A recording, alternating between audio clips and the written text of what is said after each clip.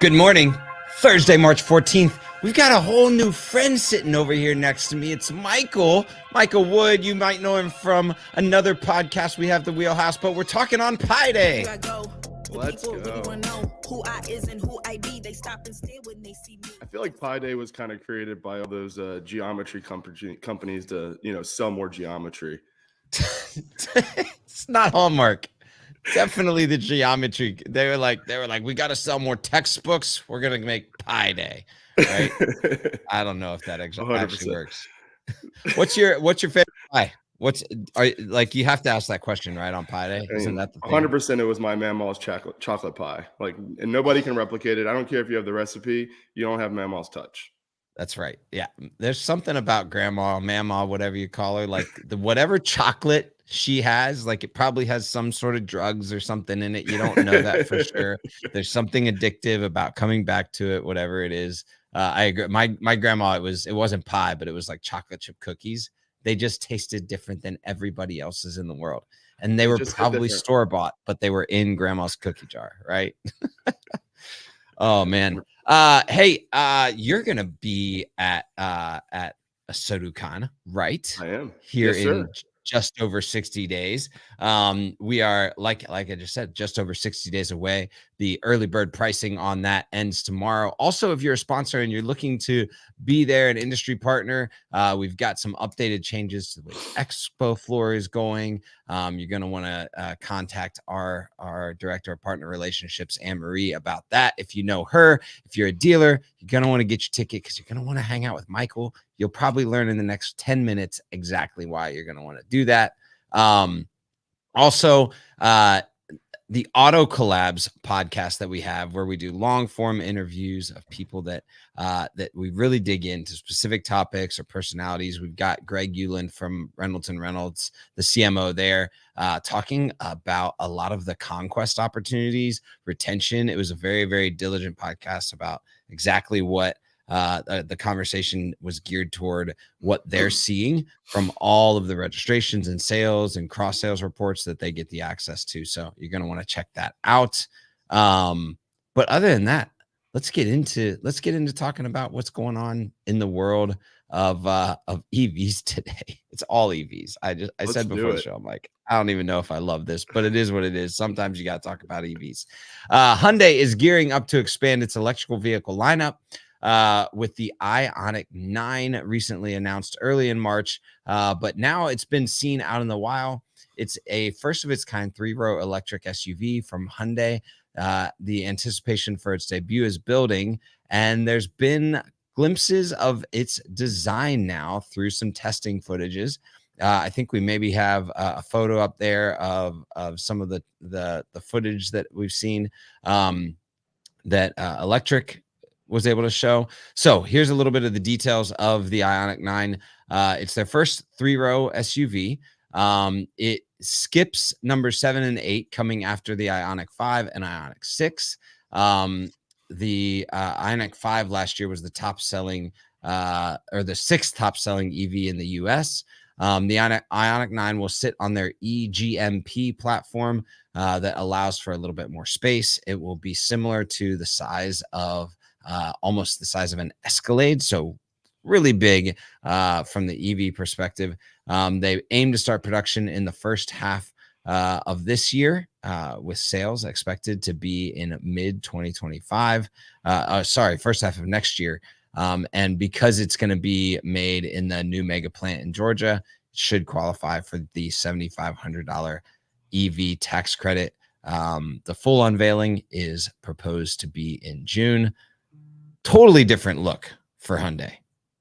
Yeah, I mean, I think it's a pretty good looking vehicle. I mean, when you sent it over this morning, reading the article, I hadn't seen it yet, and I've been pretty impressed with a lot of the Hyundai units so far. Excuse me. So once a month, we generally cross train at our stores, and we had them bring the Ioniq 6 over to train against the ID4.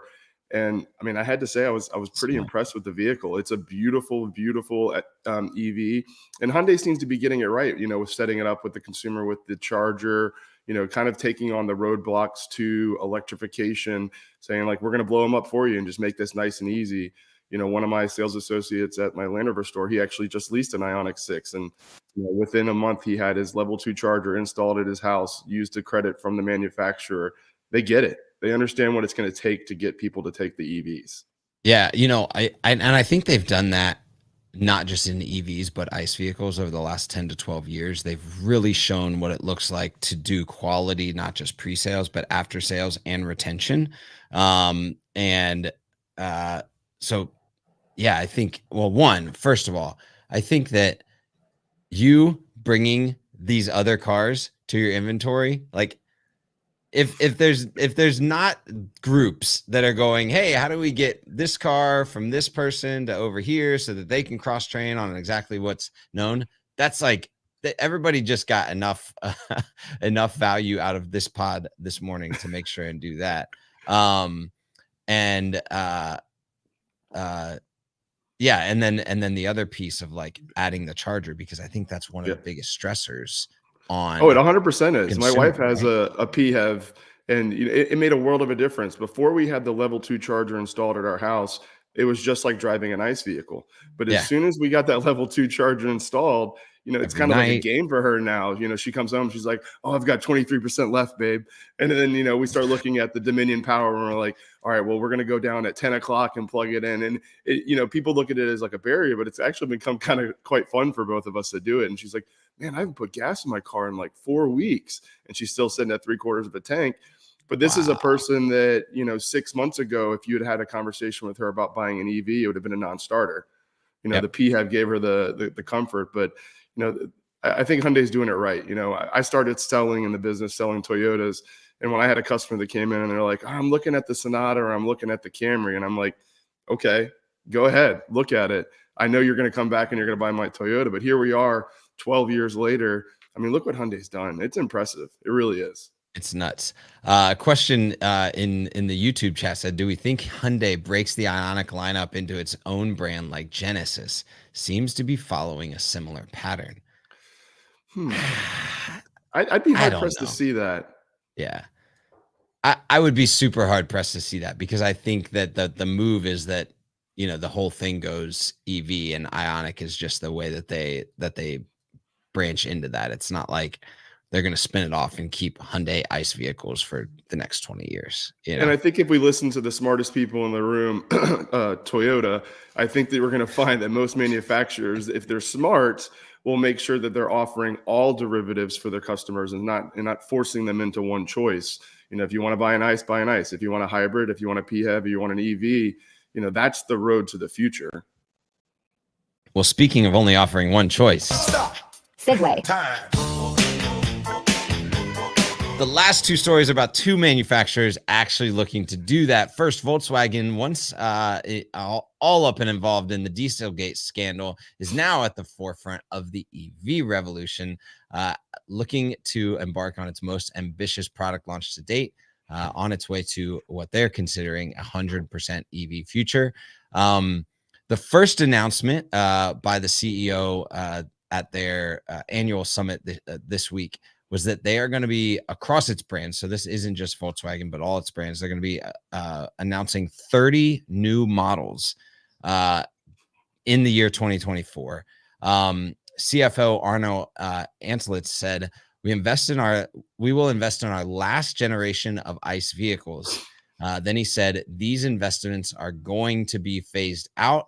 Last year, the VW Group saw deliveries rise 10% globally with an operating profit of just over $25 billion US. So it's not like they're struggling by any means, but there's definitely a move from them to go and take the position that 100% EV is the way to go.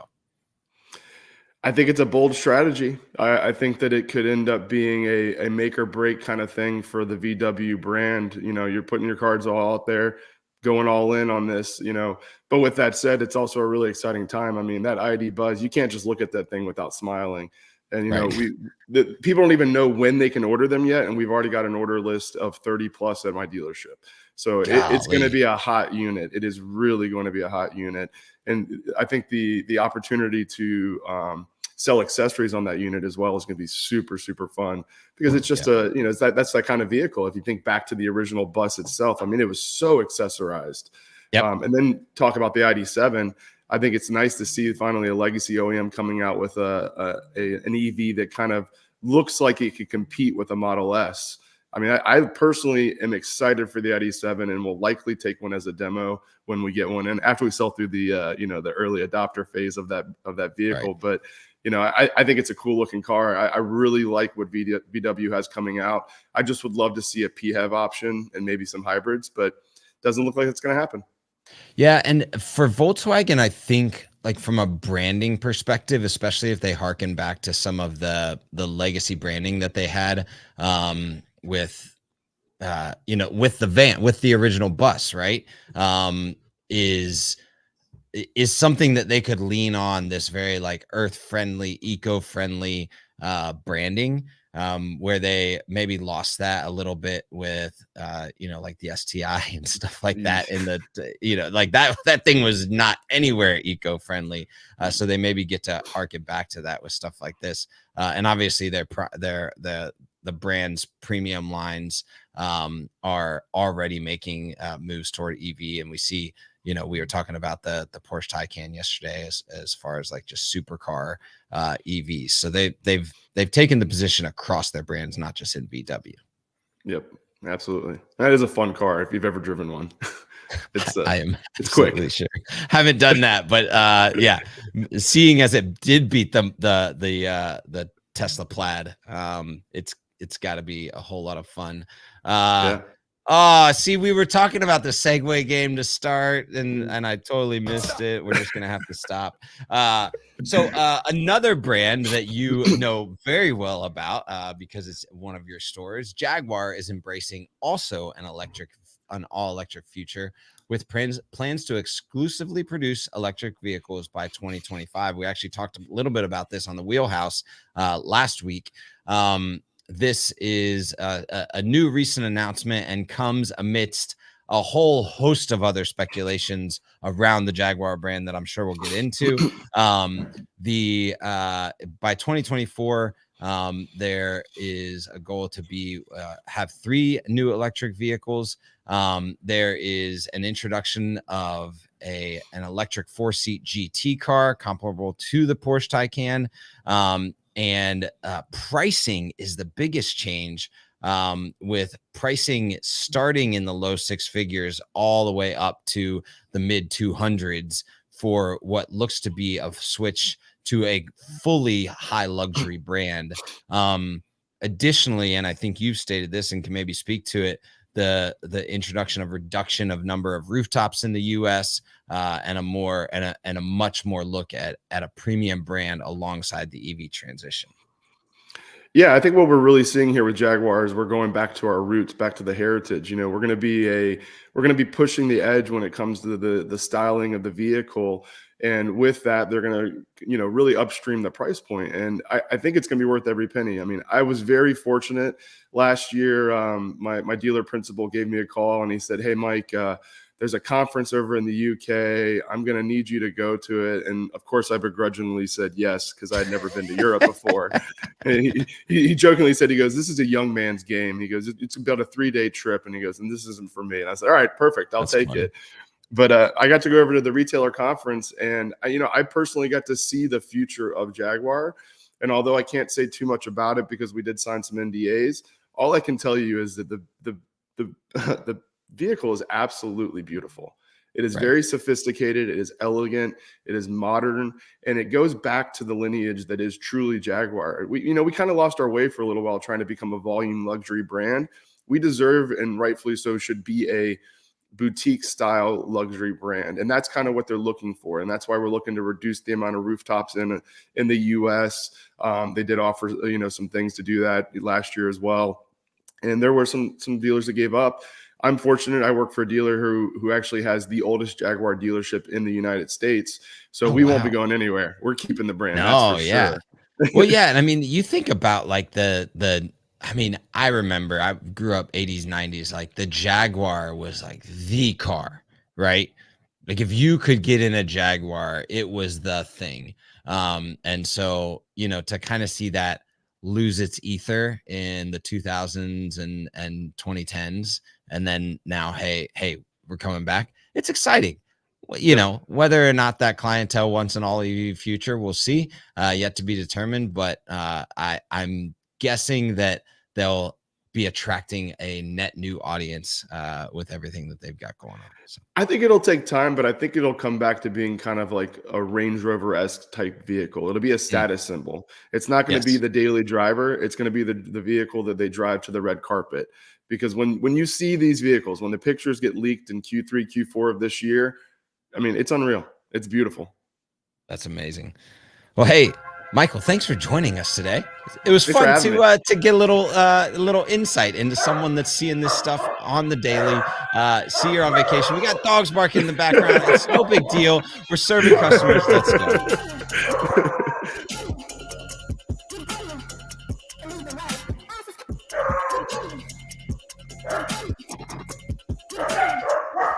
go.